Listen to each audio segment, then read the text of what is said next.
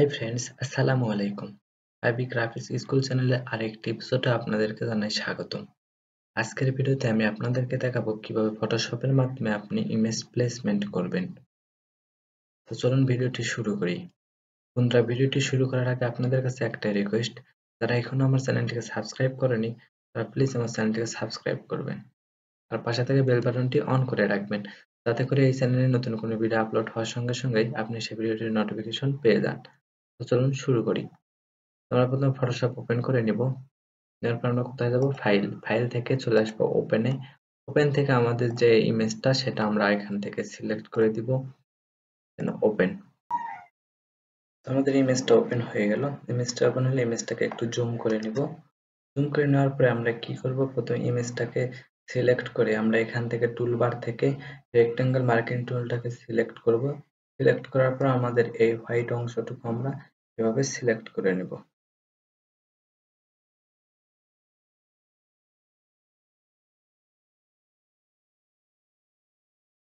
White অংশটা select করার পরে আমরা চলে যাব সিলেক্ট থেকে কালার রেঞ্জে এসে আমরা এটাকে কম বেশি করে আমাদের এটাকে অ্যাডজাস্ট করে নেব। তো আমি 51 দিলাম, আমারটা এমন হয়ে গেল। তারপরে আমরা কি করব, এবার আসবো কি লেয়ারটাকে আমরা এখানে ড্র্যাগ করে ধরে এই প্লাস আইকন থেকে একটা কপি করে নিব।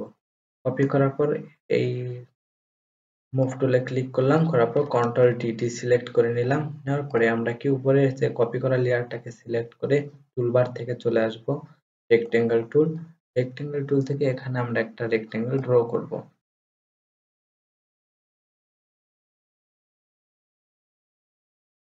রেক্টেঙ্গেলটা আমরা এরকম করে ড্র করে নিব।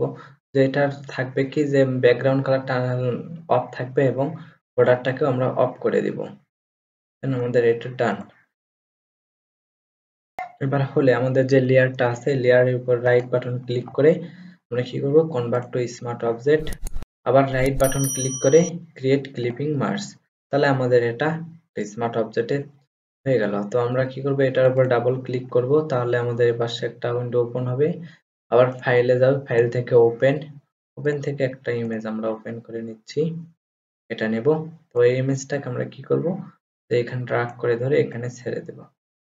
তাহলে আমাদের এটা এমনটা হয়ে গেল।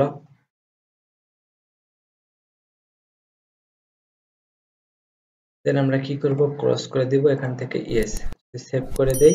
তাহলে দেখুন আমাদের এটা সুন্দরভাবে হয়ে গেছে।